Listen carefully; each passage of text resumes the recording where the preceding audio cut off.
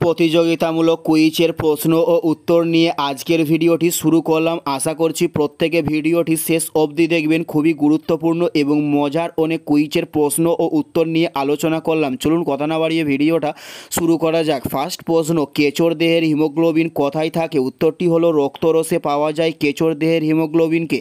উত্তরটি হলো রক্তরসে পাওয়া যায় কেঁচোর দেহের হিমোগ্লোবিনকে। নেক্সট প্রশ্ন, কে নব্য বেদান্তবাদ প্রচার করেছিলেন?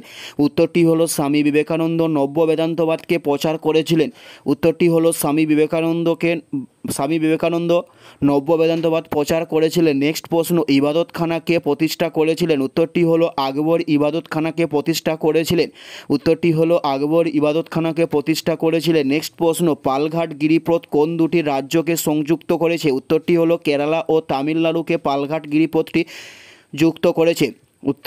উত্তরটি হলো কেরালা ও তামিলনাড়ুকে। নেক্সট প্রশ্ন, উর্দু ও ভাষার উদ্ভব হয় কোন সময়? উত্তরটি হলো সুলতানি যুগে উর্দু ভাষার উদ্ভব হয়।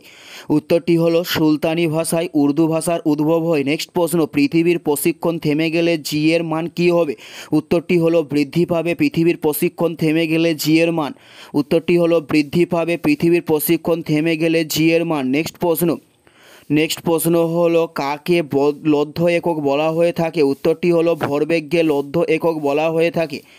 উত্তরটি হলো ভরবেগকে লব্ধ একক বলা হয়। নেক্সট প্রশ্ন, মাহি নদীর উৎপত্তিস্থল কোথায় হয়েছে? উত্তরটি হলো বিন্ধ্য পর্বতশ্রেণীতে মাহি নদীর উৎপত্তিস্থল অবস্থিত হয়েছে।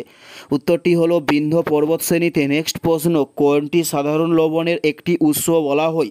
উত্তরটি হলো হ্যালাইটকে সাধারণ লবণের একটি উৎসাহ বলা হয়ে থাকে।